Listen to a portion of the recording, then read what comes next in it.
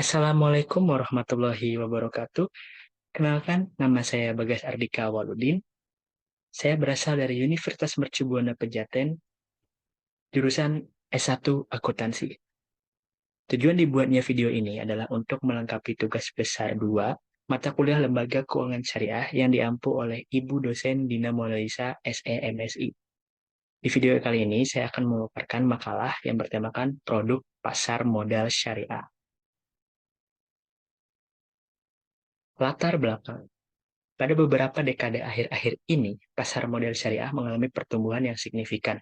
Penyebab dari terjadinya pertumbuhan ini ialah dikarenakan meningkatnya permintaan masyarakat yang beragama Muslim terhadap instrumen investasi yang sesuai dengan prinsip, dan juga adanya dukungan dari lembaga keuangan dan pemerintah dalam hal untuk pengembangan pasar modal syariah. Salah satu alasan mengapa permintaan pasar modal syariah semakin meningkat adalah prinsip-prinsip Islam yang melatar belakanginya. Prinsip-prinsip tersebut meliputi larangan riba atau bunga, larangan maisir atau spekulasi berlebihan, larangan gharar atau keraguan berlebihan, dan larangan haram atau kegiatan yang bertentangan dengan ajaran Islam. Rumusan masalah. Yang pertama, apa itu pasar modal syariah?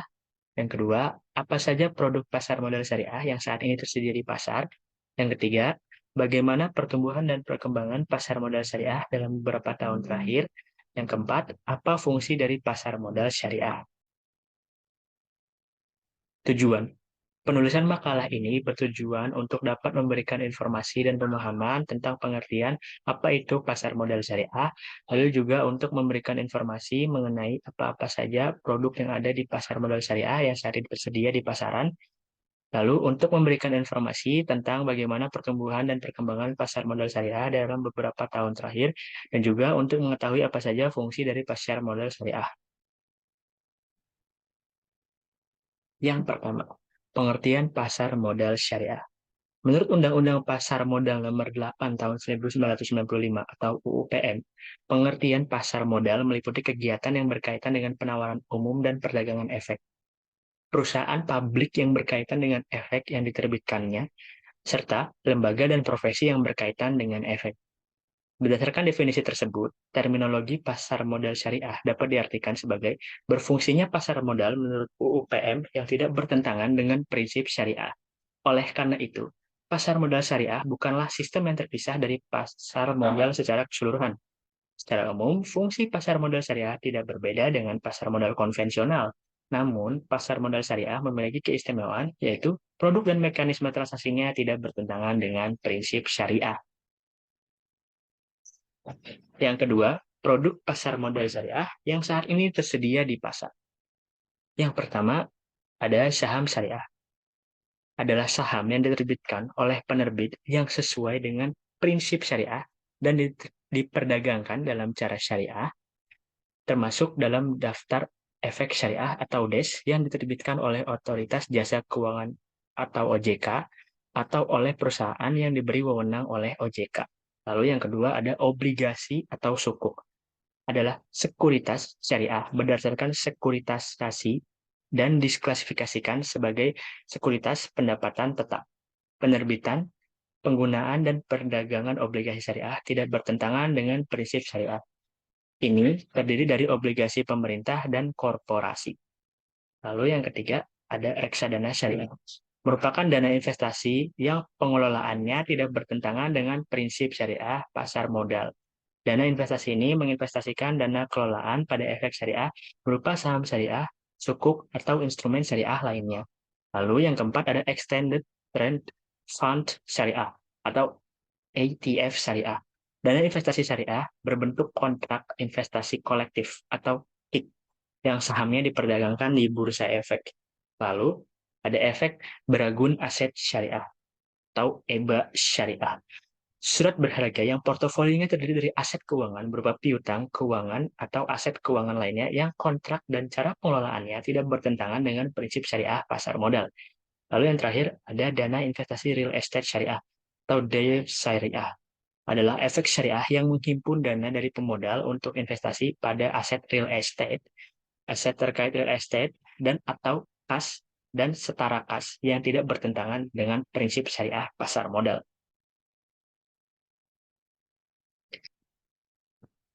Yang ketiga, pertumbuhan dan perkembangan pasar modal syariah. Menurut Bursa Efek Indonesia atau BEI, ada 102.426 investor ekuitas muslim di Indonesia meningkat sebanyak 734% selama 5 tahun terakhir. Performanya adalah 30,7%. Di sisi lain, data Oktober 2021 menunjukkan komposisi pasar saham syariah di Indonesia masih cukup dominan, dengan saham syariah mencapai 56,9% dari total saham yang tercatat di Bursa Efek Indonesia atau BEI.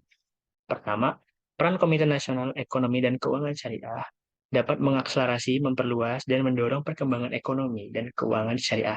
Kedua, munculnya PT Bank Syariah Indonesia Tbk yang menjadi konstelator tumbuhnya dukungan terhadap pasar modal syariah. Yang ketiga, ada platform layanan crowdfunding atau crowdfunding sekuritas. Yang keempat, perusahaan investasi dan manajer investasi yang telah bekerja sama dengan lembaga amil zakat dan atau lembaga dana wakaf atau nazir. Yang kelima, Dewan Syariah Nasional Majelis Ulama Indonesia atau DSN MUI mengeluarkan fatwa baik atas surat-surat syariah maupun fakta terkait infrastruktur pendukungnya. Fatwa meningkat kepercayaan masyarakat terhadap pasar modal syariah. Keenam adalah lembaga sertifikasi profesi pasar modal syariah yang diakui OJK. Ketujuh, semakin banyaknya perguruan tinggi yang membuka mata kuliah ekonomi dan keuangan Islam. Keunggulan inilah yang dapat pasar modal syariah mampu bertahan di krisis seperti COVID-19 yang kemarin terjadi. Yang keempat, fungsi pasar modal syariah. Menurut Midwelly, keberadaan pasar modal syariah secara umum berfungsi: satu, memungkinkan orang-orang untuk berpartisipasi dalam aktivitas bisnis sambil menerima bagian dari manfaat resiko. Yang kedua, memungkinkan pemegang saham untuk menjual saham mereka untuk menjaga likuiditas. Yang ketiga, memungkinkan perolehan modal eksternal untuk membangun dan memperluas produksi. Yang keempat, pemisahan bisnis dari fluktuasi harga saham jangka pendek yang biasa terjadi di pasar modal tradisional. Yang kelima, memungkinkan investasi dalam perekonomian ditentukan berdasarkan hasil bisnis yang tercermin dalam harga saham. Kesimpulan, keberadaan pasar modal syariah sangat bermanfaat dalam dunia usaha untuk mendorong para pengusaha muslim di pasar modal yang sesuai syariah. Juga, perkembangan ekonomi negara tidak dapat dipisahkan dari perkembangan pasar modal. Selain itu, umat Islam membutuhkan pasar modal yang kegiatan usahanya sesuai dengan prinsip syariah. Berikut adalah beberapa daftar pustaka yang digunakan oleh saya dalam menulis makalah ini. Baik, terima kasih sudah melihat video ini. Jangan lupa untuk like, komen, dan subscribe. Sekian dari saya, kurang lebihnya mohon maaf. Wassalamualaikum warahmatullahi wabarakatuh.